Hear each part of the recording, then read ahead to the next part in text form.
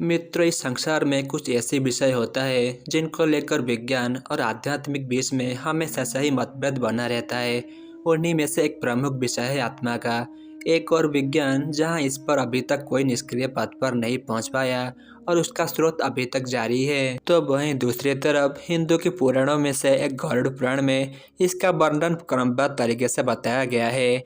जैसे आत्मा होती क्या है, उसको मुक्ति कैसे मिलती है, वो परलोक कब जाती है। इससे जुड़ा एक और प्रश्न है कि आखिर शरीर में वो कौन सा अंग है जहाँ पर आत्मा वास करती है। अगर इस बात को जानना चाहते हैं तो इस वीडियो के साथ अंत तक जुड़े रहिए। नमस्कार मित्रों, स्वागत है आप सभी का द यूनिक बातें यूट्यूब चैनल पे। गरुड़ पुराण के अनुसार जीवन मृत्यु के अद्भुत रहस्य को बड़ी ही सरल तरीके से और सुव्यवस्थित ढंग से समझाने की कोशिश की गई है। सिर्फ यही नहीं, सनातन धर्म में मृत्यु के पश्चात इस पुराणों का सुनने का प्रावधान भी है। मित्र, माँ के गर्भ धारण करने के ठीक पश्चात माता पिता के भाव के अन्नपूर्ण उनके आसपास एक सूक्ष्म बंधन वाला जगह बन जाता है। यह जगह उसी आत्मा को अपनी ओर खींचता है जिसका स्तर इन दोनों से मेल खाते हो। आकर्षित आत्मा माँ के गर्भ के आसपास भटकना शुरू कर देता है और अपनी शक्ति लगाने लगता है। अब ये आत्मा जीव कोश की विभाजन के गति को कई गुना बढ़ा देती है। इस दौरान जिस जरूरी अंग का गठन सबसे पहले होता है तो वो हृदय है।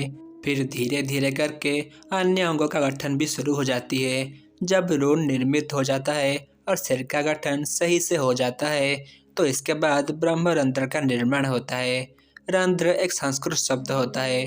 ब्रह्मरंध्र वास्तव में मस्तिष्क की बहुत सरस जगह होती है जहाँ पर कुंडलिनी योग के नियमित अभ्यास से दबाव बढ़ता रहता है और उस जगह पे कुंडलिनी चित्रपुष्ट होता रहता है। यह शरीर वह स्थान है जिसके माध्यम से जीवन रोन में उतरता है। इसका उल्लेख गर्ग संहिता में मिलता है। जिस क्षण ब्रह्मरंध्र पूर्ण रूप से सुरक्षित हो जाता है तब आत्मा उसी बारे में बिंदु से प्रवेश करती है और ये पूर्ण की विकसित होने के 3 माह के अंतर्गत ही होता है। मित्रों, यहाँ आपको एक महत्वपूर्ण बात बता दें कि महान योगी लोग उसी जगह पर ध्यान केंद्रित करके प्राण निकलकर मुक्त हो जाते हैं। मित्रों, आत्मा का वास वास्तव में हृदय में होता है। यही वो स्थान है जहाँ आत्मा रहती है और हृदय के माध्यम से ही वो हमारे तंत्र के सभी चक्रों और साथ ही सभी आयामों तक पहुँचती है जिनके बारे में हम अनुभव नहीं कर पाते। हमें बहुत से भौतिक और सूक्ष्म आयामों को तय करना होता है। जब हमारी यात्रा हृदय से शुरू होती है तो उसका अर्थ है कि आत्मा की ऊर्जा अब ऊपर की ओर चलने लगी है। वो आत्मा जो हमारे हृदय में रहती है वहीं से ऊर्जा बिना किसी बाधा के सारी चक्रों तक पहुंचती है। मनुष्य के शरीर पर 114 चक्र मौजूद होता है जिनमें से आखिर 2 चक्र शरीर के बाहर स्थित है।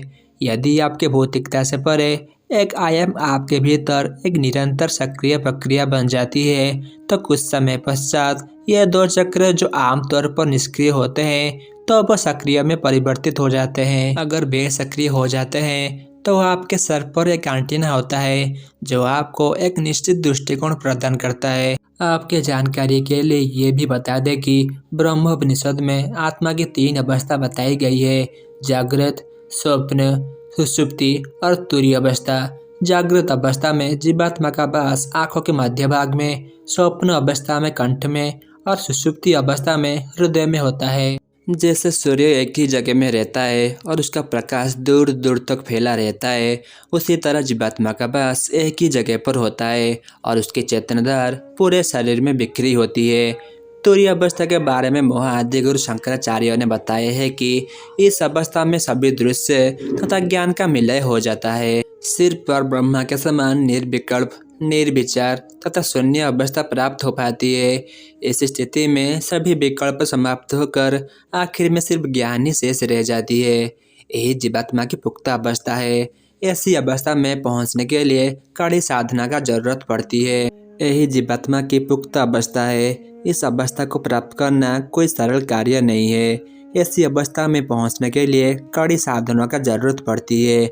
इस अवस्था को प्राप्त करना किसी साधारण मनुष्य की बस के बाहर है। तो मित्रों, हम आशा करते हैं आपको इस सवाल का जवाब समझने में आसान हुई होगी कि आत्मा का क्या काम होता है और वो शरीर पर किस स्थान पर होता है। अगर इस वीडियो आपको पसंद आया तो इस वीडियो को एक छोटा सा लाइक दीजिए।